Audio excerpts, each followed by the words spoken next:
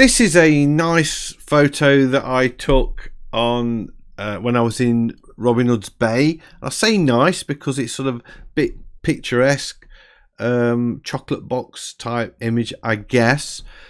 There's nothing really, there's not a lot going on here, but I just really like the composition. So I'm going to have a go at this and see if I can come up with anything that resembles a decent painting. So let's get into it. So this painting, it's a bit unusual because there's no real center of interest. I've got this really nice picture, but there's nothing happening in it, and I did want to see if I could make a painting with no real center of interest. The composition does help, that we've got these handrails on the right hand side taking you up to the top third of the painting, and then the steps on the left taking you the sort of the perspective of the steps on the left hand side, drawing you into that same spot, and then they kind of meet at one of the horizontal lines from the steps and this sort of dark wall and this sort of splash of blue color.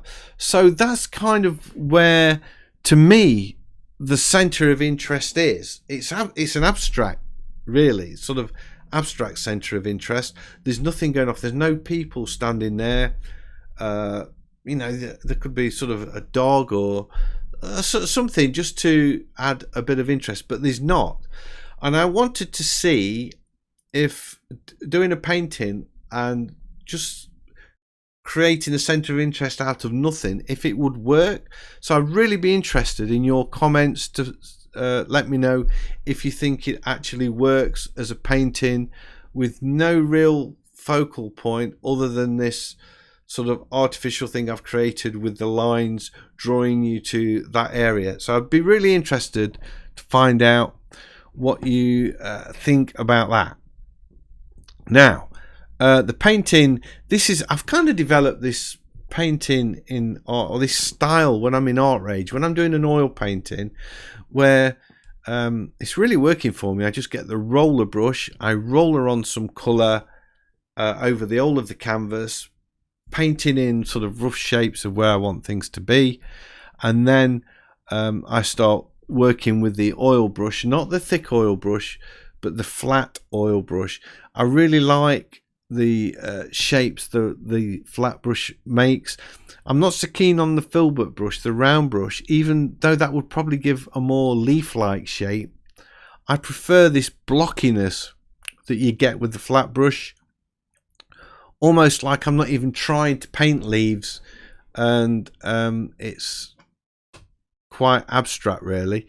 So that's why I like this sort of square brush. And then a bit later on I will go in with the oil brush, the thick oil brush, and then start sort of putting in some texture into the painting.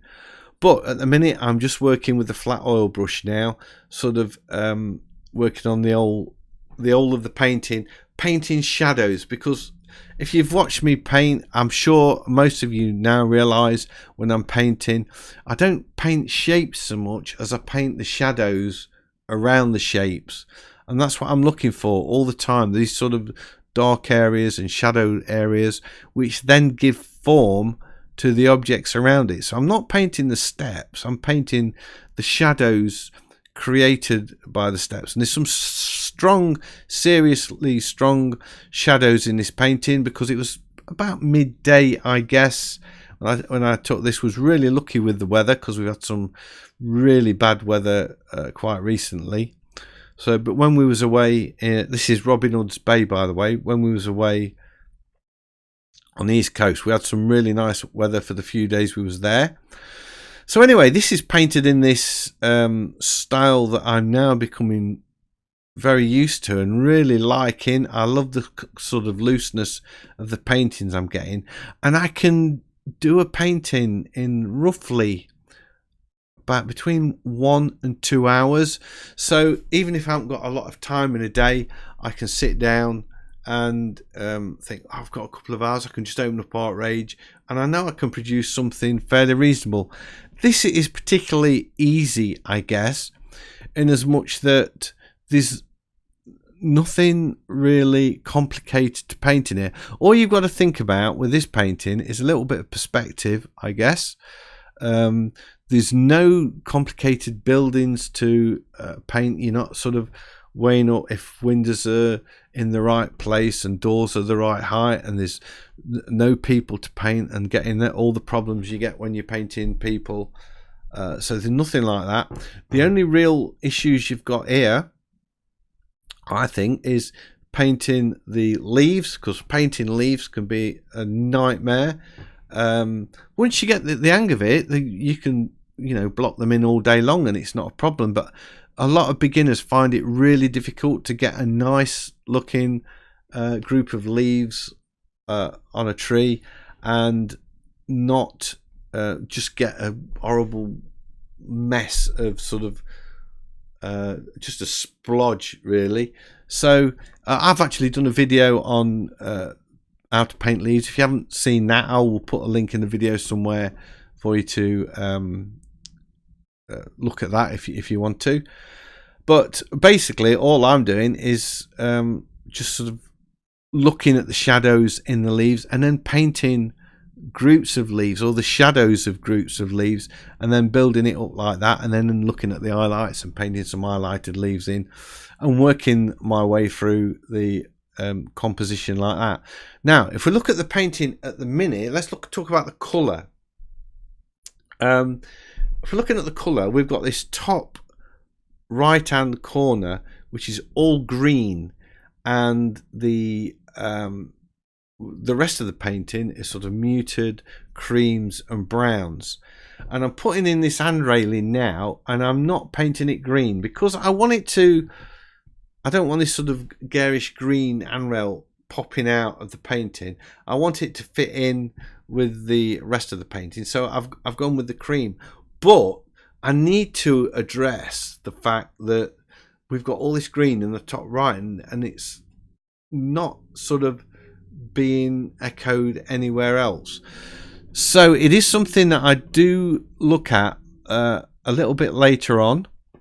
I'm still working on the detail, but I just wanted to point that out at this point, where you can still see that there is this sort of unbalance of this big huge area of green, and it's nowhere else in the painting. So that is something that you need to look out for when you're painting, that you have a balance of colour. I mean, at this point I'm not picking colours off the colour wheel. As I've said 100 times, I usually start off paint, I maybe pick 4 or 5 colours off the colour wheel just to get me going, and then after that I'm picking the colours off of the canvas. And you can see every now and again the colour picker will appear. I'm not over the sometimes I'll use the colour wheel, I'll select colour off the canvas and then use the colour wheel to change the saturation of the colour, make it lighter or darker, because I want to keep this nice colour balance throughout all of the painting. So I've got this sign now, and I just tighten up a little bit of detail in the foreground of these cobbles. I want them to look a little bit more like cobbles, so I'll sort of just go in and paint a few of those in, and then I'm going to address this colour issue that we've got going off. By putting the darker colour in the foreground, that brings that forward as well, so that's helping.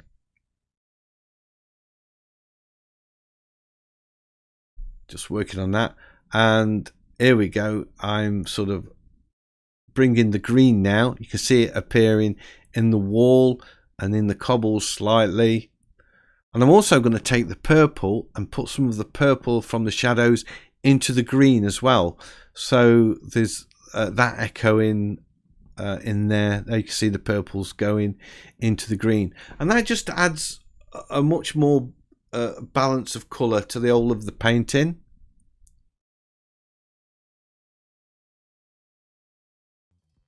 So there we go. that is it. That is my painting with no real subject. I hope you've enjoyed this video. If you have, big thumbs up as always is much appreciated. And if you're new to the channel, please consider subscribing, because I've got lots of videos like this and I would love to be sharing them with you. So hopefully I'll see you all in the next one. Bye.